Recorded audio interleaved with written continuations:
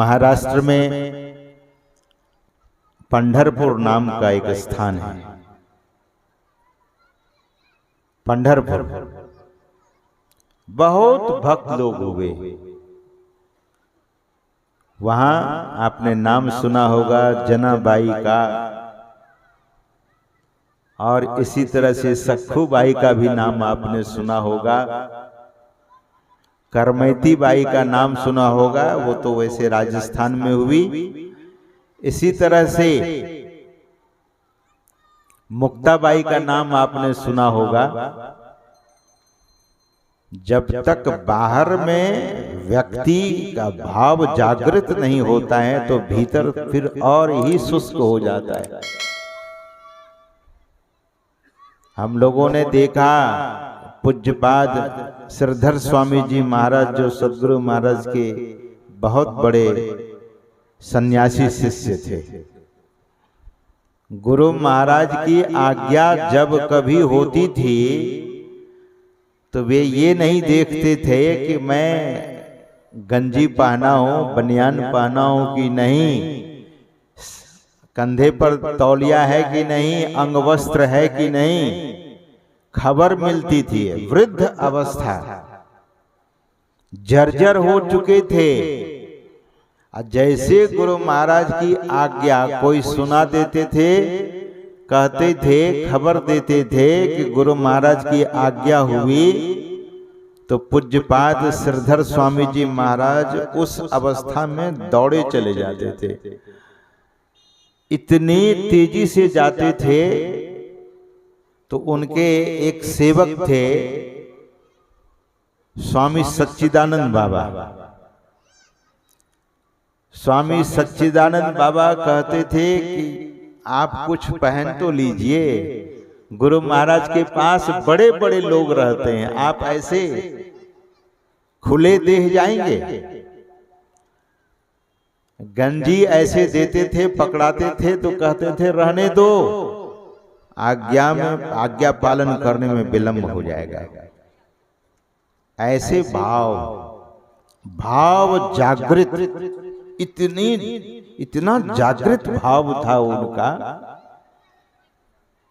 और वहां जाकर हपसते थे, हाथ जोड़े रहते थे, प्रणाम करके हाथ जोड़े रहते थे।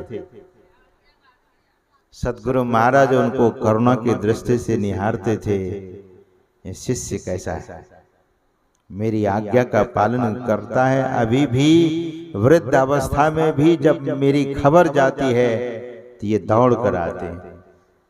भाव। तो मैं पंढरपुर की बात सुना रहा था, वहां बड़े सारे भक्त हुए, बहुत सारे ऐसे भक्त हुए।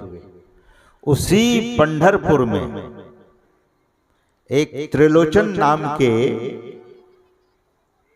भक्त रहते थे। भगवान के मंदिर में जाते थे, पूजा अर्चना करते थे और घर में आकर सिमरन करते थे, ध्यान करते थे।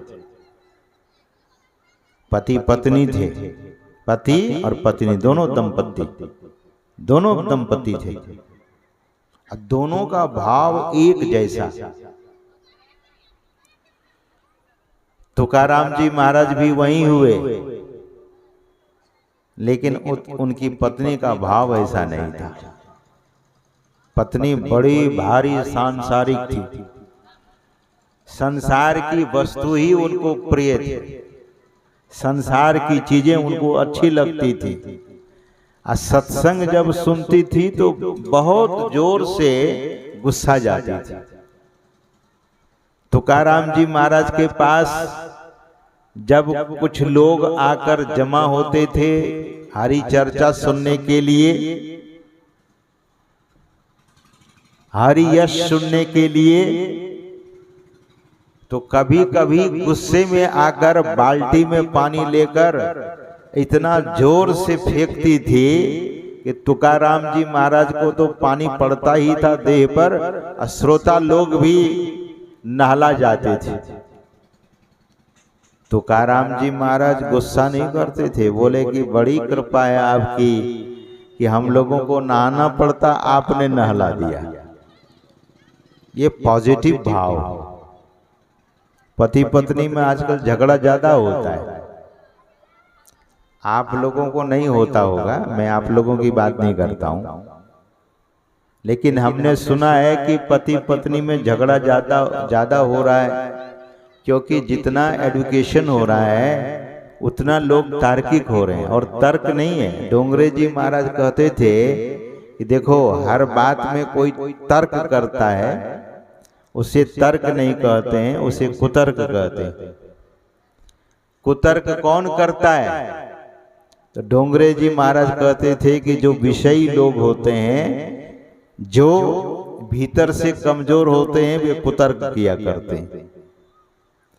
जो शांत और गंभीर सज्जन हैं, सुलझे हुए हैं, जो मैच्योर्ड हैं, जो प्रौढ़ हो चुके हैं, वे कुतर्क में नहीं फंसते।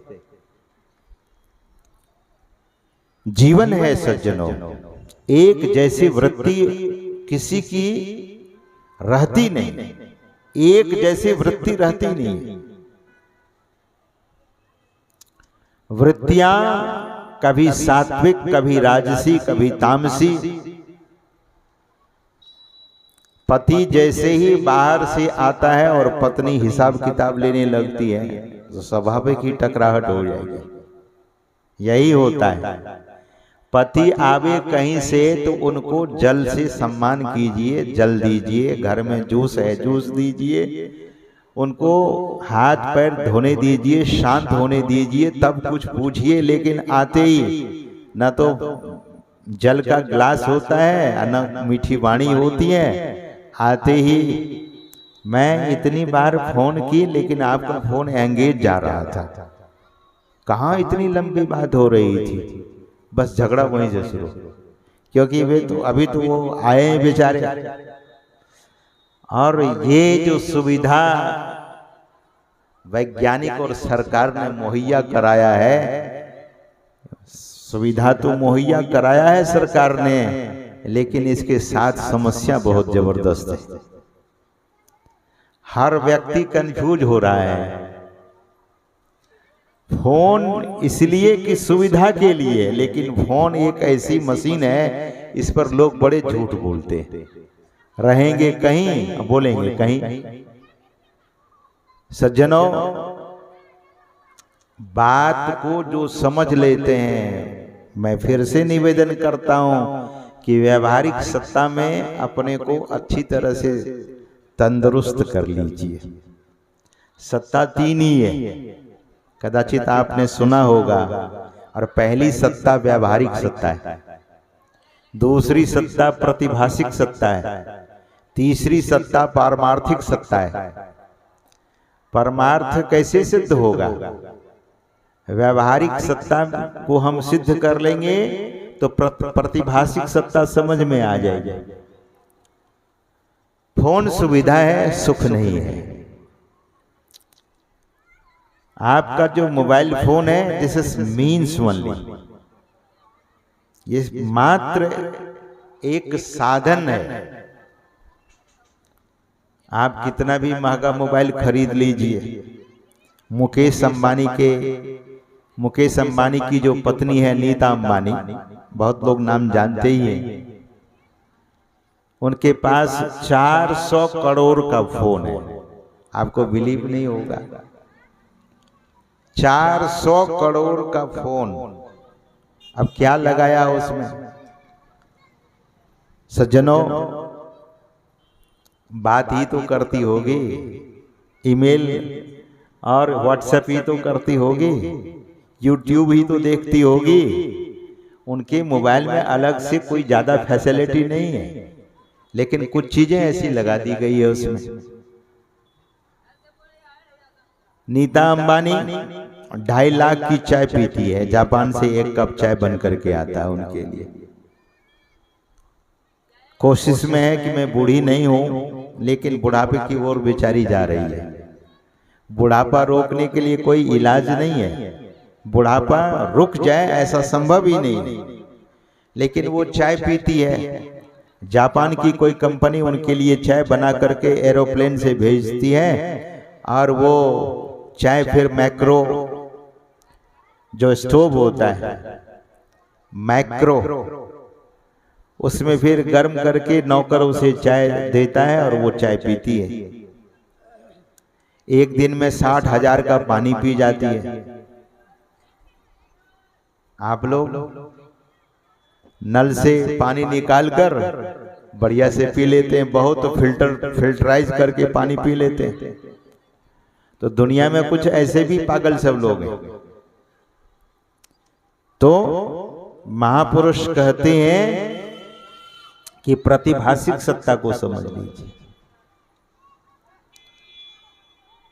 डेथ होने से कोई रोक नहीं सकता, मृत्यु होने से रोक नहीं सकता, वृद्ध होने से कोई रोक नहीं सकता। जिसने इस पूरी सृष्टि की रचना की वे भगवान श्री कृष्ण। वैसे तो वे वृद्ध नहीं हुए। सदगुरु महाराज के प्रवचन में हमने पढ़ा भगवान श्री कृष्ण इस धरती पर 120 वर्ष ही रहे। भगवान श्री राम इस धरती पर 11,000 वर्ष रहे। भगवान श्री राम तो 11,000 वर्ष रहे, लेकिन भगवान श्री कृष्ण 120 दिन रहे। भगवान श्री कृष्ण का न तो एक बाल पका, न एक दांत टूटा और न चेहरे पर झुर्रियां आई। इसलिए कि द्वापर में जिस समय भगवान श्री कृष्ण का अवतार हुआ था तो मनुष्य की आयु 1,000 वर्ष, तो 120 वर्ष हुए।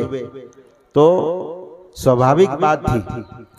मैं यही निवेदन कर रहा था कि भगवान श्री कृष्ण या भगवान श्री राम जगत के नियंता हैं, पालनहार हैं।